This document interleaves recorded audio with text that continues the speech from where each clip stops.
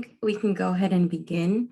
Students, welcome to the SJSU Career Center Employer Insights with Stanford Children's Health. I'm going to go ahead and go over a brief introduction of how today's event will be run. So first, there'll be a brief introduction to all of the staff for 5 minutes, questions. We'll take about 30 minutes, and then we'll go into the opportunities with Stanford Children's Health, as well as a student Q&A at the end. If you do have any questions during the presentation, feel free to pop them into the chat and we can pause our questions to answer any of yours. And without further ado, we can go ahead and start.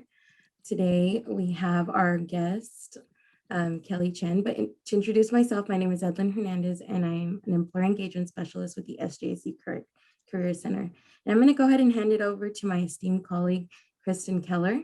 You can go ahead and introduce yourself, Kristen. Hi, everyone. Welcome. It's so great to see so many familiar names here today.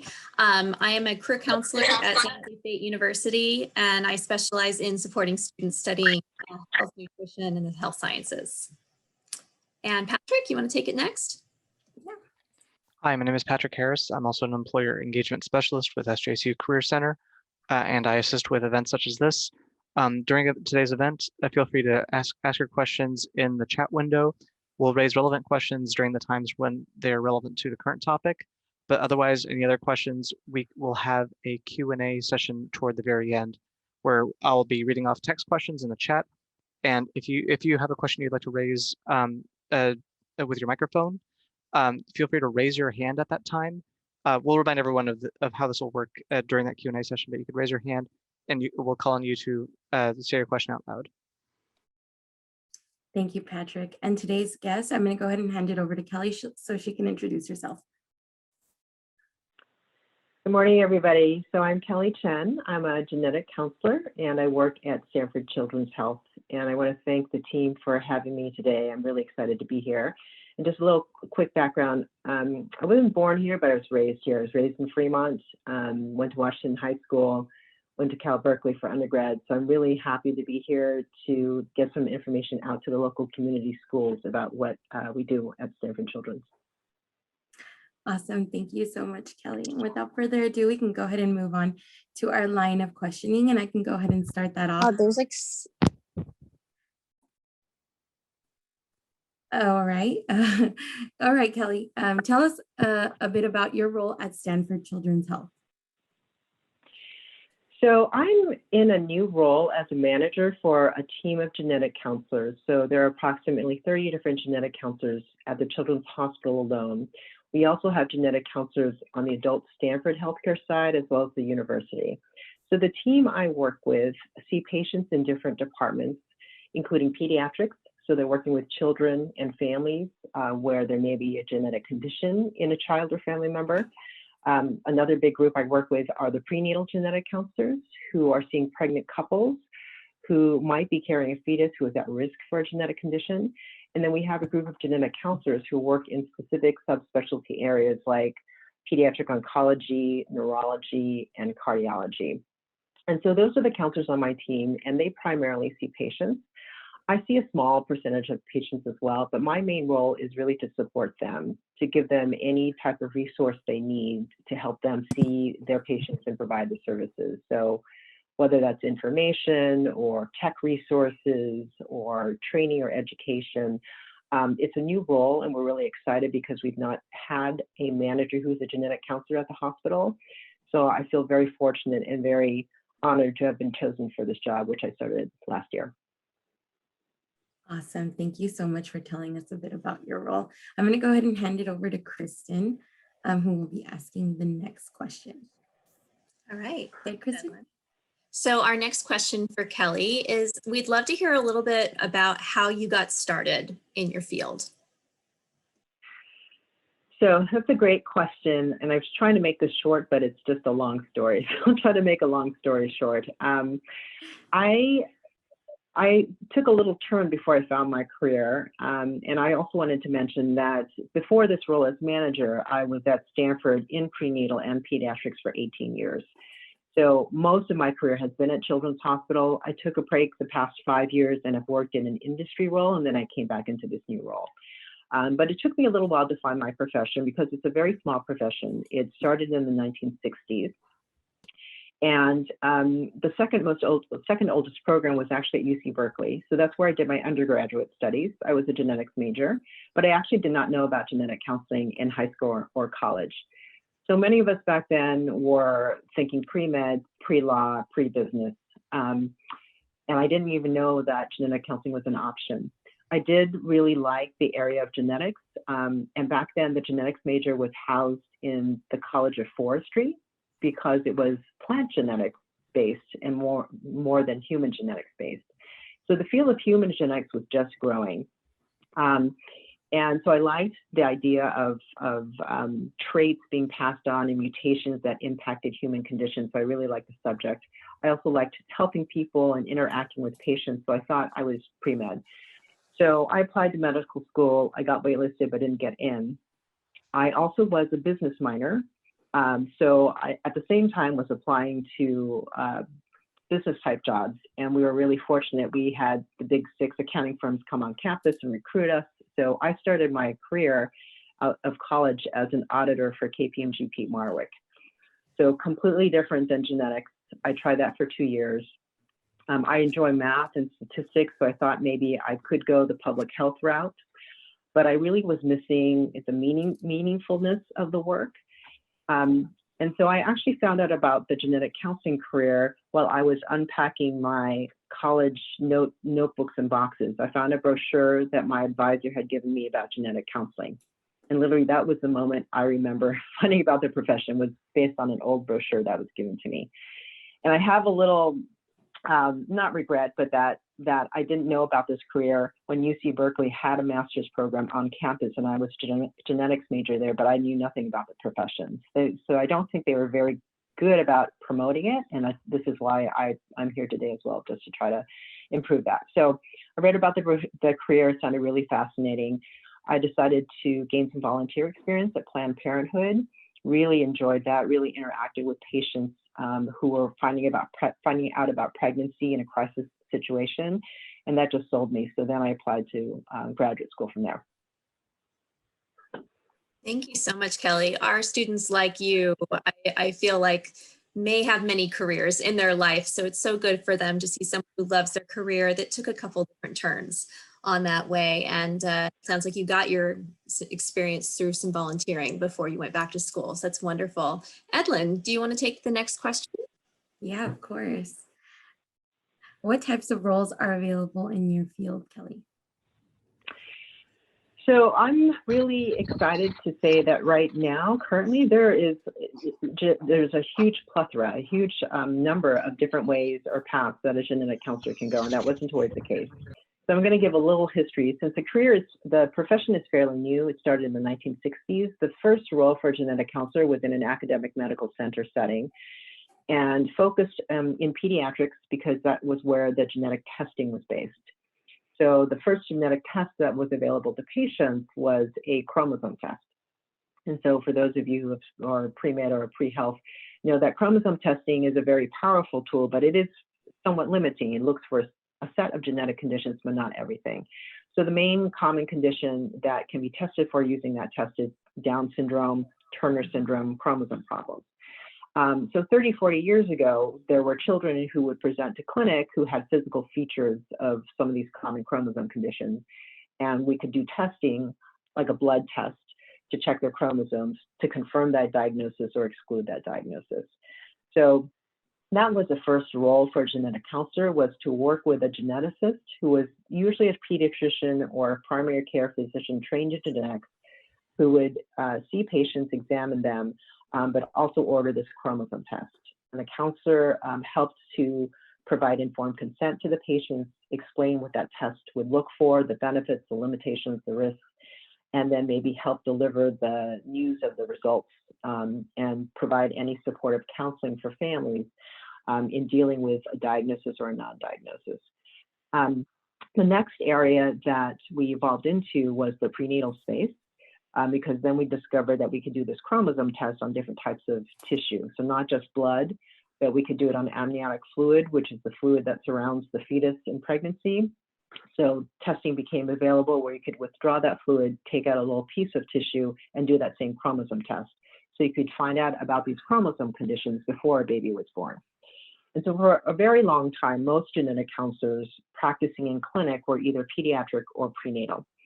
And then in the past, I'd say approximately 10 to 15 years, we had another explosion of genetic counselors in a new field called cancer genetics. So then genes were being discovered, and the genes that cause breast cancer, called BRCA, were identified, and commercial labs were being able to offer this test. And so there was a need for genetic counselors in that space to help order the testing, to meet with patients, to explain the testing and interpret those results. So those are kind of the three traditional foundational areas that genetic counselors are employed. But as I mentioned, now we've branched out to subspecialties like cardiology, neurology, pediatric oncology, ophthalmology. So there are different areas or specialties that a genetic counselor can be employed in. And there's also different settings too. So I mentioned that most earlier traditional genetic counselors worked in an academic medical center because those were the places that could do the testing and could see those patients. They housed the labs that did the testing. So Stanford still has a chromosome lab that does that chromosome test. But then with more and more testing being available, there are laboratories, commercial laboratories that were developed that can do the testing that may not see patients. So that's a huge area of expansion for the genetic counseling profession, where counselors now are employed by the actual labs that do the testing. They could be in different roles there. So they may see patients. They may be consulting with the physicians who order the testing or the counselors who order the testing. They could be in the actual lab helping to interpret the results and write those reports. They could be in customer service roles. They could be in research roles.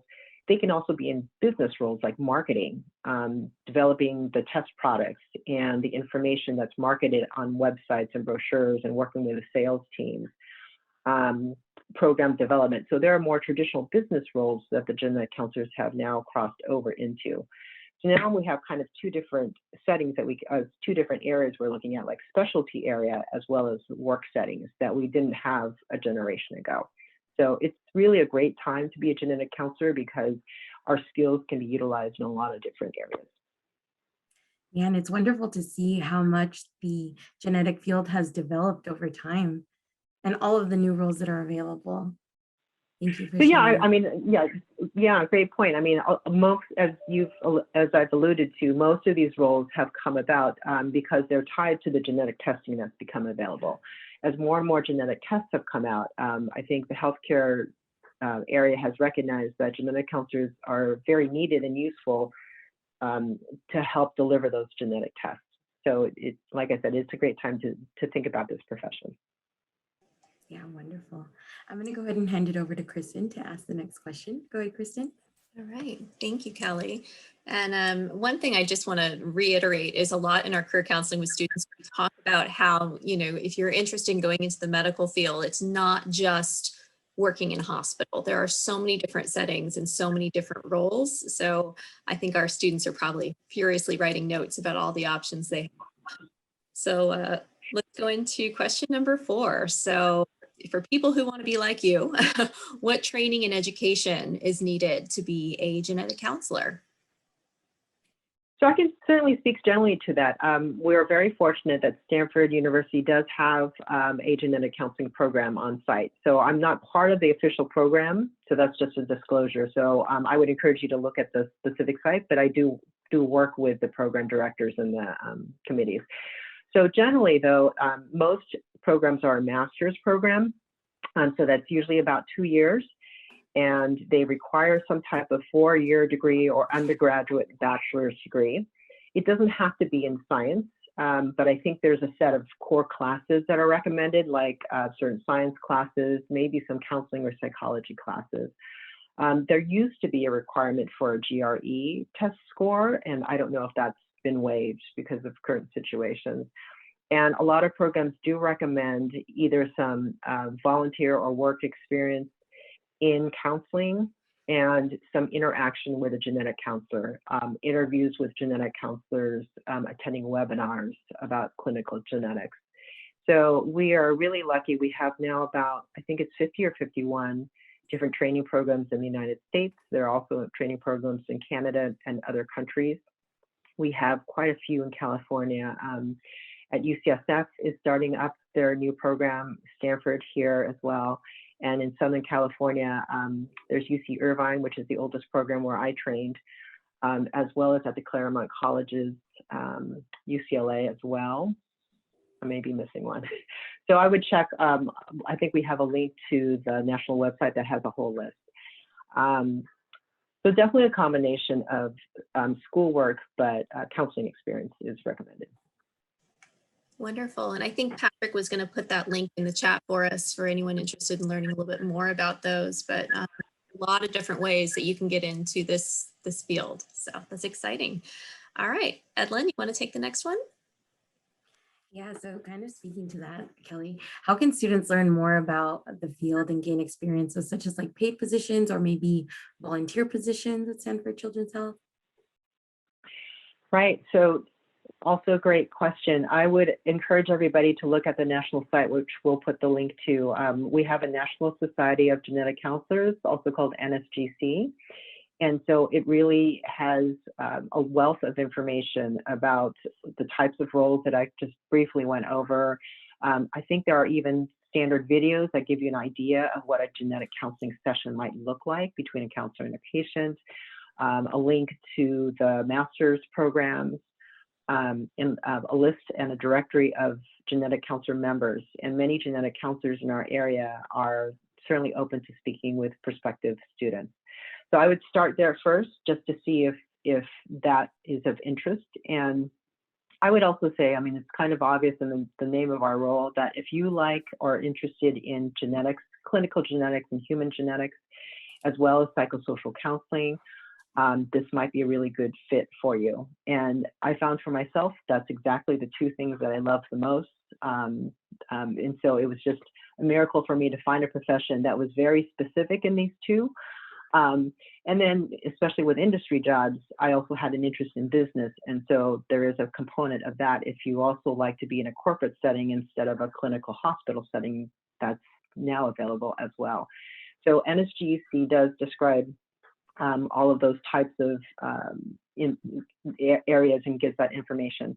The next thing I would do is, if that it looks of interest, to really do start going, exploring ways to engage with the local genetic counselors. So there is a list and directory of genetic counselors who are willing to speak to students. I'm totally happy to as well. So I think we'll put up my email at the end.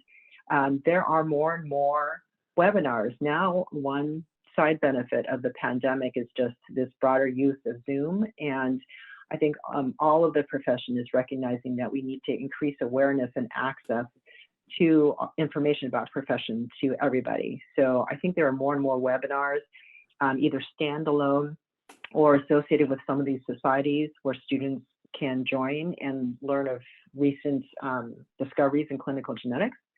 The National Society of Genetic Counselors, as well as our local groups, we have a Northern California genetic counselor group as well. That has a website. We are also talking about having some sessions open to prospective students. So we'll try to stay in touch with the local schools to let them know about those opportunities. And the last thing I would say is, like I said, any kind of volunteering experience you can get. Like I said, it is difficult to find shadowing opportunities where you're actually sitting in a session with a genetic counselor. There may be some out of the area, and now with the ability to do it remotely, there may be other states in which genetic counselors are willing to take remote interns or volunteers. We are piloting a volunteer program at Stanford, partnering with the hospital volunteer department. We have 3 to 4 volunteers who are either undergraduate students or have just graduated who are doing some remote work for us.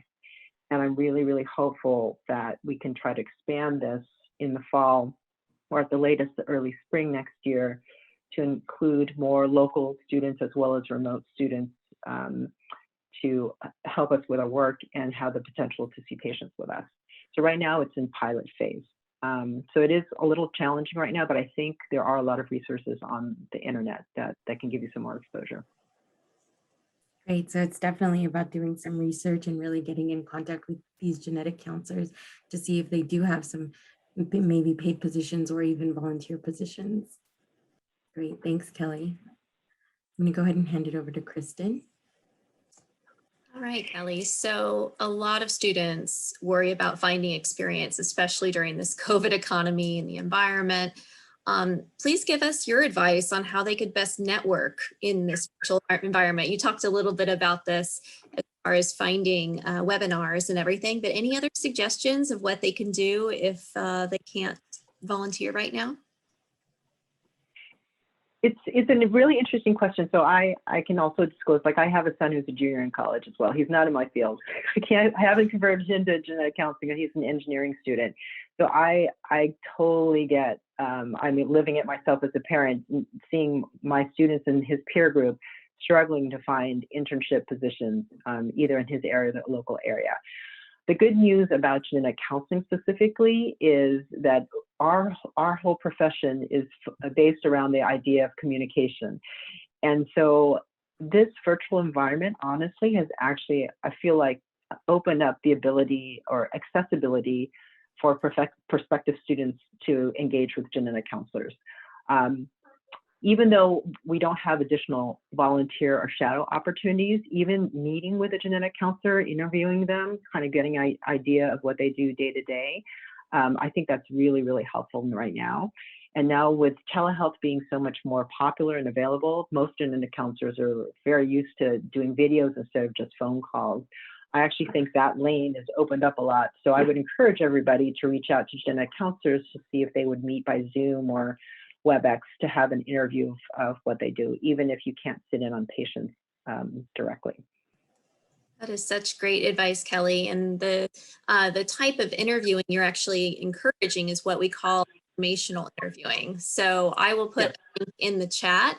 If you are interested in having a conversation that's really more to learn and get advice from someone like Kelly, you can schedule informational interviews, and we have information in our interviewing guide on what kind of questions to ask and how to do it in a positive way. So thank you. Yeah. All right, Edlin, you can take the next one. Yeah. So other than possibly interviewing, what else can you do for a candidate other than like a resume or application and interview? Like, what do you look for in a candidate? Switching gears, right? So that's also a great question. I do lots of interviews, either for just open positions for permanent staff. I was just on the interview committee for the graduate program. We've interviewed interns before. So I have a fair amount of experience interviewing candidates. For genetic counseling specifically, since interpersonal skills, communication skills are key. We would rarely hire anybody without some type of interview, which may be different for different fields. So the resume may look great, the application may look great, but for us, the interview is the key. How does this person interact in an in-person setting or on Zoom? I also look at what happens outside of the formal application process, before the interview happens and after the interview happens. How does the person interact to schedule the interview? These are really minor details, but genetic counselors sometimes love details, but we like to see people being their true selves. Like, is somebody very flexible when they schedule? Are they very demanding when they're asking about scheduling? What do they do after the interview? I think it's still customary to send a follow-up email or note for thank you. I was just asking whether that's still done, and I think our last round of graduate student applicants did do that. So everybody knows to prepare for the actual interview and the application and the resume. And sometimes what we like to see is more of what is behind the formality, like what is the true person, what is the true nature of somebody. And sometimes you see that in all those unscripted interactions. So I would say those are helpful for us too, or for me.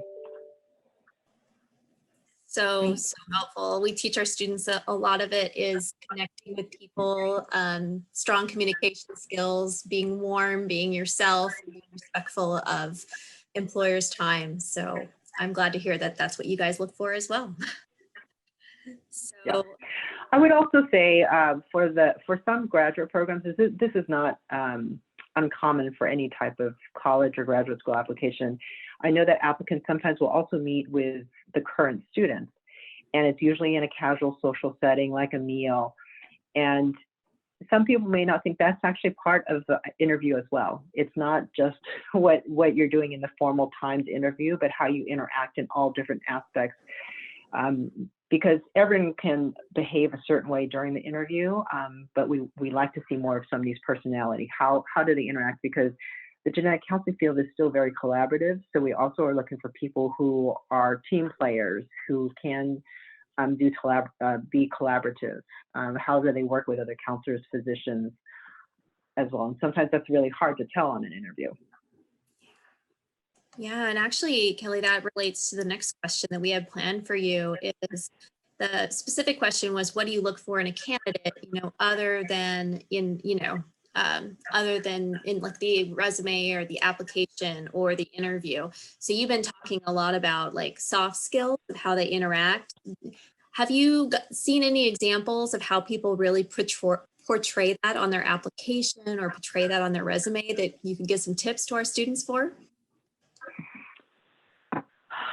It's challenging. I've actually seen kind of the opposite, where people will have these beautiful resumes and applications. They look great on paper, but then they get to the interview and their interpersonal skills are not what we're looking for. So that I've seen. So I don't know how to give advice on that. I mean, it certainly helps to have a very detailed application package, which includes your resume and your interview, your application, and to be very specific when you give examples of how you stand out, how you're different than others, or if you have experience you want to share. We're looking for not just someone to recount what the experience was, but what they learned from the experience. How did they self-reflect? What did they learn about themselves? Because counseling is a lot about how comfortable you are with yourself and your own values before you can interact with patients, because we're having very critical conversations. So we need people who are able to tap into their own emotions and recognize what they bring to the table. So I think that's fairly specific to genetic counseling. That, yeah, unfortunately the resume and application are necessary because that's what we have before the interview. But once somebody gets to the interview stage, we kind of, I would say I personally may not look back at the paper. We're more focused now on the person themselves and what their energy is and their soft skills are. I don't know if that answers the question. Oh, it absolutely does. We tell students in the Career Center that employers are looking to see, do you have the right skills? Are you going to have the right attitude? But also, are we going to like working with you? And so you're really touching on the importance of having your personality come through. And that's a little hard over Zoom for some of our students. I will put a link in the chat to Big Interview, which is one of our applications that students can use for free and on our resources page, and it allows you to practice hundreds of different interview questions, gives you tips on how to answer them effectively. You're also being recorded if you like, so you can play back and actually give yourself feedback on your interaction over the computer. So I encourage you guys to check that out. Edlin, why don't you take the next question? Yeah, so we're actually finished with the questions, and now let's move over to what types of opportunities are there at Stanford Children's Health that maybe you can speak on, Kelly? This is the most challenging part because we're just in the starting phases. We've had volunteers in the past, and so these would be people who have not yet committed to applying to graduate school. But it's not been expanded. So since I started last year, I've always had in my mind, as well as other colleagues as well, to try to expand this volunteer program. So these would be hospital volunteers, just like, our gift shop service or workers or front staff. it's in the same group as hospital volunteers, but we've tried to carve out a position in our genetics department, primarily doing kind of administrative or office type work or research type work. So we're right now in pilot phase. We're not accepting any new volunteers, but I did want to come on and just let people know that it's a work in progress and we're hoping to expand in the fall. And I would be very interested to gauge interest, like if there is interest from the local schools, just to learn more about genetics. What we're envisioning for the volunteer position is a fixed term. It could be, I think the minimum is 6 months, according to the hospital volunteer group. And it's very, very part-time. I think the maximum number of hours is much, much less than 50%. So it's not meant to look anything like an unpaid internship. We wanted to be very careful about that. It really is a volunteer experience meant to increase awareness into our field. But it will give, really good day-to-day exposure to what it's like being a genetic counselor, what types of duties the counselors are doing beyond seeing patients. So I hope that's on the horizon. I would just say if anyone is interested in learning more about the field, check out this NSGC website and certainly email me, because I'd like to start a contact list going or wait list going of people who are interested. What I'm hoping is if the program expands and we can take more volunteers, we'll have some type of application process. I don't know if we're going to have an interview process, but an application, and so that we can attract people from a wide variety of backgrounds to volunteer with us. So that's all I can say for Stanford Children's, but like I said, I would look at NSGC because there may be other opportunities in other states, and now with the remote work that's possible, there could be other opportunities outside of our area. Thanks, Kelly. And just for anyone, she's referring to NSGC. So that is the National Society of Genetic Counselors. And that URL is on the slides here. So nsgc.org. You guys should definitely check that out. Yeah, thank you so much for sharing all of your great resources, Kelly. We can go ahead and move forward. So now we can open the floor to any questions that students might have. If you would like to pop them into the chat, feel free to do so. If not, you can go ahead and raise your virtual hand, and then we can go down. Patrick can go ahead and handle the Q&A portion. Feel free to unmute yourself and ask Kelly any questions that you may have.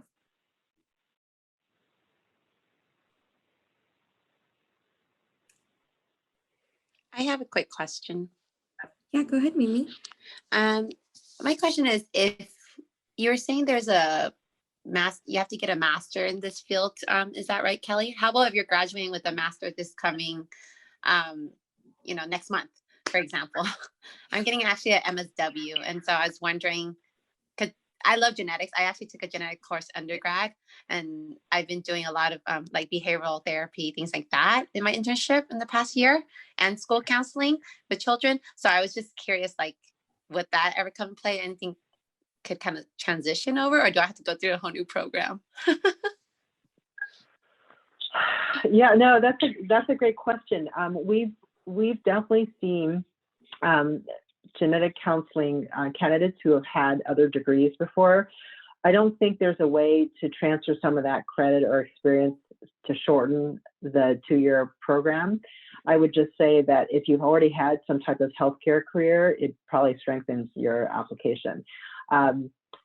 We work really closely with the social workers in our hospital. I mean, we have a lot of skills in common. I think, they just are a little more broad, and they have a different focus, but I mean, we share in common psychosocial counseling skills. So I could easily see somebody who's trained as a social worker, if you are specifically interested in genetics and want to bridge that gap, that you would be a strong candidate for a genetic counseling program. Kelly, this is Kristen. That was really interesting what you were saying, because we do have students who are looking to change careers. Is the kind of career she was talking about kind of similar to being a medical social worker? So is there a lot of overlap between medical social workers and genetic counselors?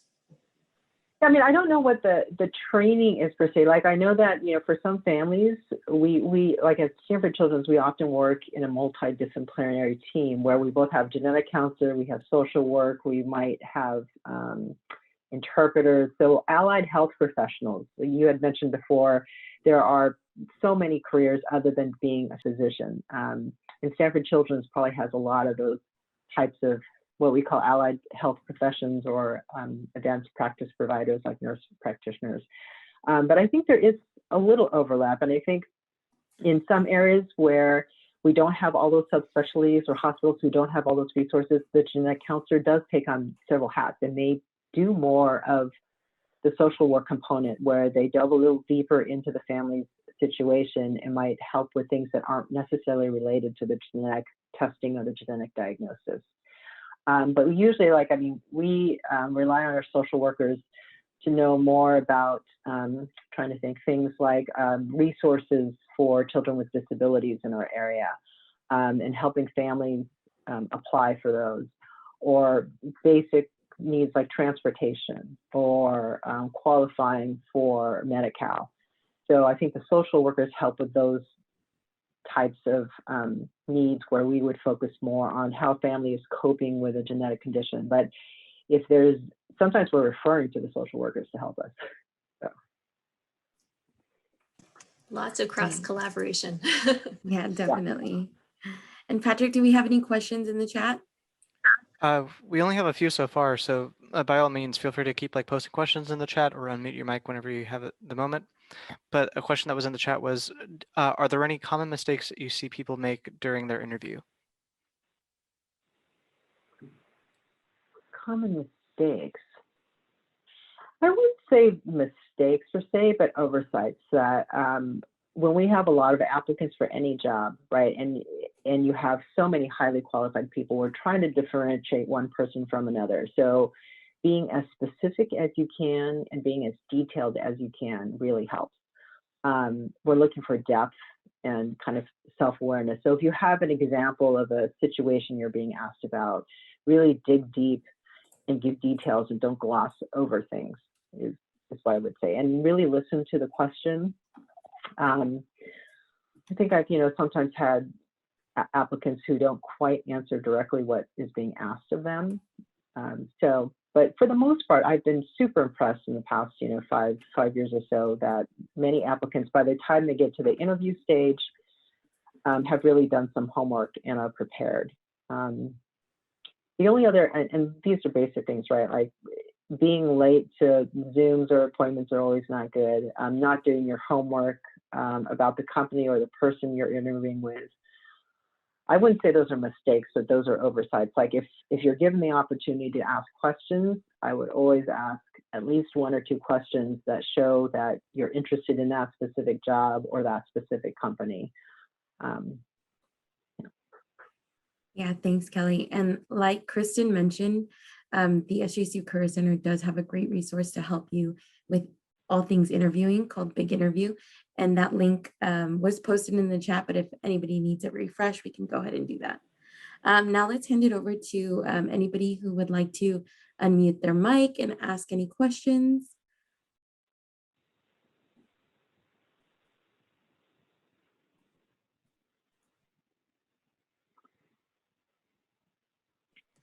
While we're waiting to see if anybody else has any questions, I'll put it in the chat, but also career counselors at San Jose State do a lot of mock interviewing practice over Zoom with students.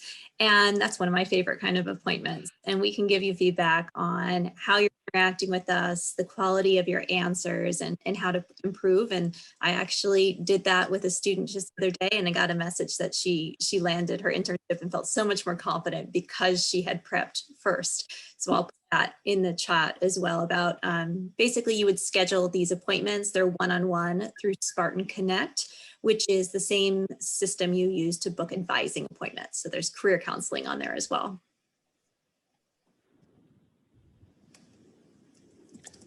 I received a question via direct message here that I'll voice out loud. Can family nurse practitioners specialize in genetic counseling? Specialize in genetic counseling. I mean, I don't know the nursing field as well. The genetic counseling jobs is pretty specific. So the only instance I know where someone can specialize in clinical genetics is the physician rep. So there are certainly physicians, MDs, who have finished medical school and are interested in genetics. So then they can do a residency or a fellowship in genetics specifically. But I'm not aware of a nursing specialty that focuses in on genetics. Usually if you're interested in genetics, you go back to school and get the master's in genetic counseling. So usually the nurses and so we also work very closely with our nursing colleagues, but we're pretty separate at Stanford. Not to say that wouldn't be possible in other areas.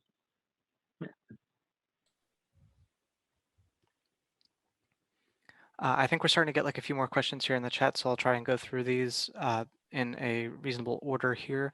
For one, do you have positions for public health graduates?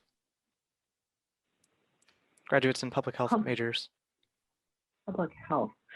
I mean, Stanford actually is not just one employer. I work for the Children's Hospital.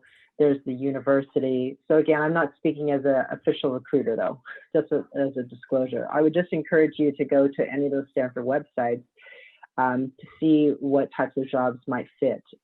Because I think there are a lot of different types of roles within the hospital and within the university for somebody who has either a business or a hospital type background that isn't providing direct patient care.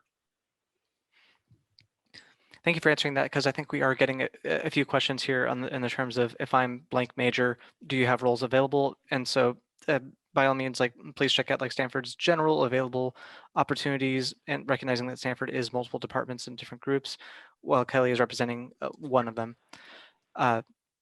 So please be sure to check those out available. Another question, as a genetic counselor, do you get to work with clinical coordinators? Yes, so sometimes genetic counselors are the clinic coordinators, so there's a prenatal screening program in the several decades ago, I'd say, that the genetic counselors could fit that role where they work coordinating services for a specific genetic specialty. So back in my training at UC Irvine, the genetic counselors were the clinic coordinators, and then they hired clinic coordinators who were not genetic counselors. So there is some interchangeability in some of our skills. At the hospital, we certainly do have clinic coordinators who are not genetic counselors as well.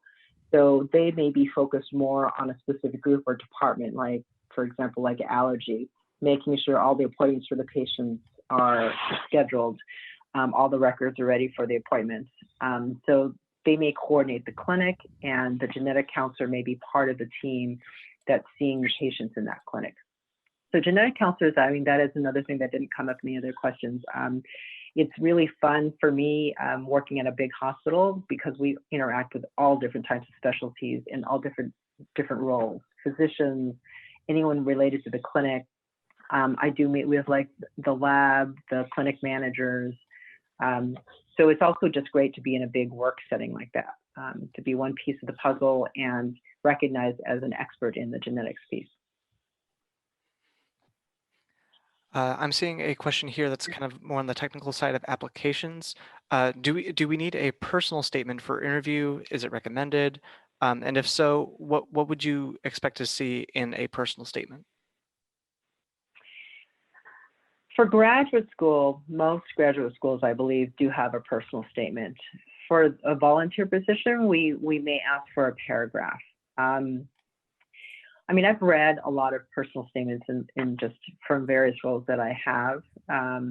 Again, I would just advise to be very authentic, like to try to put your personality into the personal statement and not just list the activities that you've done. What I would be looking for more is not the event itself, but what you've learned from the event. How did it impact you? How did it make you grow? For a genetic counselor, those things are really important, rather than actually doing an event or being part of an event is what you learned. And even admitting if something didn't go well during an event. I mean, that's actually very helpful for us to know that someone can be genuine about that and not cover things up, and admit and recognize when there's chances to improve. So it's not just about recounting all the accomplishments that you've achieved, but what you've learned and grown, how you've grown from those accomplishments. Thank you very much. And I see Kristen posted a resource about personal statements in the chat.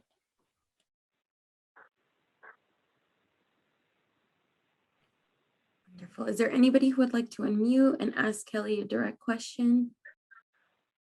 Feel free to raise your hand. I just want to say thank you, Kelly, for explaining about social work roles in connection to the genetic counseling. So thank you. Yeah, I'm graduating next month, but I'm a little nervous about this whole process because I haven't interviewed for close to a decade, I feel like. So it's kind of hard. Thank you. No, you're welcome, Mimi. No, great questions. I mean, we work with so many great we call them clinical partners as part of a team. So we've certainly had a lot of cross collaboration, and we have had some people who've changed career paths. So I mean, you're just graduating, so you probably want to gain some skills in social work. But if you really like genetics, keep us in mind. And good luck to you. Thank you again. You guys have a great day. Thank you for all the resources today. Yeah, of course. Thank you, Mimi. Patrick, do we have any other questions in the chat? A good, nice general question that I think we get like for a lot of employers, and we'd love to hear your take on this. Do you have any suggestions on how to overcome anxiety and nerves prior to an interview, leading up to an interview? All good questions. I think Christian alluded to it before. I think it really helps to practice. I still get nervous. I'm not a great public speaker either, so it just helps me to say the words out loud, or sometimes I'll write things out, right? Just script things just to see how words come out. And these days too, it's so easy to record yourself to see how you look, how you sound. I would just go into it having some preparation and just trying to be yourself. Just trying to think about like not trying to put on any type of act or anything. Like I think people can somewhat see through that, and it'll just be a reflection of how you feel with the interviewer. Because I would also say, like, I've seen lots of people who are disappointed when they don't get the job offer, myself included. And looking back, many times, I feel like it's all about fit. It's not that you're not qualified. The employer knows what type of traits they're looking for in a person, and you can't change your personality. So you shouldn't feel badly if you don't get a job, because you would hope that the employer knows what they are looking for that will be successful in that job. And if they don't choose you, it doesn't mean you're not qualified. It's just that it wasn't the right job for you. So you'd rather find that out before you start a job than to get into a job promoting something that you're not, and then realizing afterwards it's not working out, you're not happy, or they're not happy. So I would just try to be really authentic, even if the nerves comes out. I mean, I think that's okay. I think good employers will see past that too, and look to all of your experiences. And if you're nervous, that probably means you care a lot. So that actually might be a good thing for certain positions. Yeah, definitely. All great tips. I do see that some questions are still trickling in. One that just popped up. Oh, go ahead. Go ahead, Patrick. One that just popped up was, if I were to work in a clinical research lab, are there opportunities at Stanford Children's Health? Would you apply through Stanford Children's Health? Would you apply through the university? So like the question is like, I think like what would be like the terms of applying for different organizations, and how would you apply specifically with Stanford Children's Health? Again, like, full disclosure, I'm not a recruiter, but I can kind of tell you generally, if you look at Stanford Children's Health job opportunities, you'll get a good sense of what types of positions they're looking at. So the Children's Hospital is serving patients. So most of the positions there are having to do with what we call clinical care, or seeing patients in clinic. I don't know if there are any research positions through the hospital, but Stanford University and Stanford Healthcare may have more research type opportunities, because they may have a different mission and different goal than the hospital does. So I would just encourage you to look at the job descriptions in those entities to see what types of positions that there are. I mean, there's a lot of clinical research being done. I just don't know the best way to look for job opportunities other than to search to see what type of employer is interested in advertising those positions. Thank you. And with regards to like where to apply, right, I was just about to like post the same link as Kristen here. Like, and the way that I think that Kristen and I both found that link to Stanford Children's Health's careers page is from Stanford Children's Health's website. I regularly look at the employers pages and see what career pages that they have posted. Usually it's at the very bottom of the page. This is my personal tip here. Usually it's at the very bottom or very top of the page. Look for careers, look for jobs, employment opportunities. Many large employers will have like a page dedicated to it. If it doesn't list the page directly on that, it doesn't list like the available opportunities on that page, it'll at least give you resources of where to go. But I think that's the page to look for Stanford Children's Hospital specifically. Other questions that were posted in the chat. Kelly, you might have mentioned interpreter positions at that time, like during the event today. Would you be able to explain like what interpreter positions look like with the hospital? I mean, I can speak to how we interact with interpreters, but again, since I'm not an interpreter myself and I'm not a recruiter, I can't formally say, but I mean, we work with our interpreters really closely because we have a lot of complicated information, both to deliver and to gather from patients. So one of our main tasks is to get a family history, ask individuals about how many siblings they have, if there's any family history of medical conditions or birth defects. And so we have lots of patients where English is not their first language.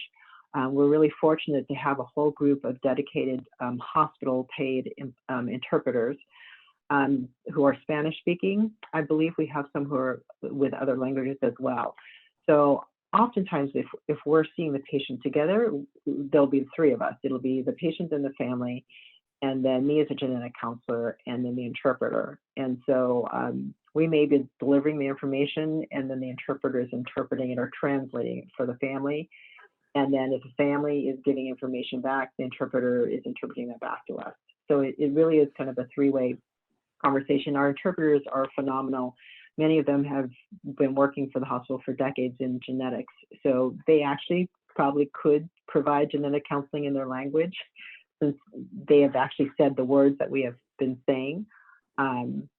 But that would be the difference, is they usually are not generating original content to deliver to the families. Their role is to translate the content that's being provided by another provider.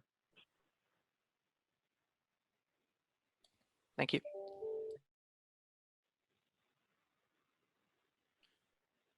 Don't know if there are any other questions or if students would like to unmute themselves. It looks like we do have about 5 minutes left. So probably enough time for another question, 2 more maybe, for Kelly.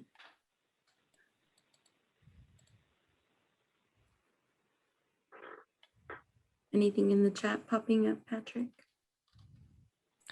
I'll say that there's a question earlier that was just to confirm like what Kelly's like range of expertise is with recruiting. If you know of any volunteer opportunities in the occupational therapy area with Stanford Children's Hospital. Yeah, that I wouldn't know. I would also encourage people to look at the volunteer page at Stanford Children's Hospital. I don't know what the state of it is right now, but pre-COVID, it did list the volunteer opportunities from the different departments. Occupational therapy may have been on there, but I don't know what the current state is.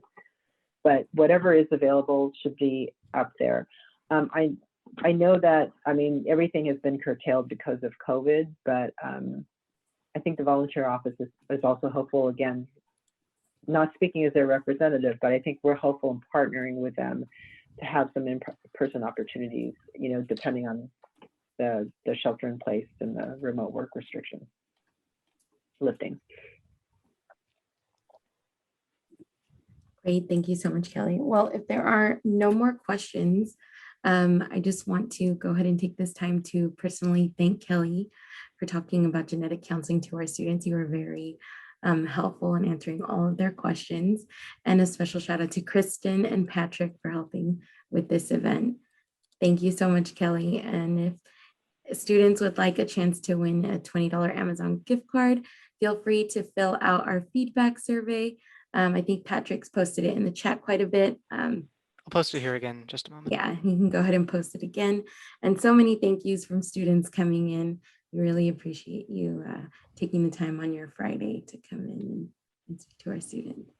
Thank you, Kelly. That was so informative for, I think, all of us to learn more about what you do in your field, and you're a great representation of all the different things that people who have an interest in psychology, social work, science can do in a hospital. So it's exciting. Thank you. Yeah, thank you for having me. It was really a pleasure to hear what's going on. Boots on the ground with all the students. I would just say, good luck to everybody. Don't be discouraged. Things will work out. Yeah, thank you. All righty, everybody. Have a wonderful Friday. Bye. Bye. Thank you.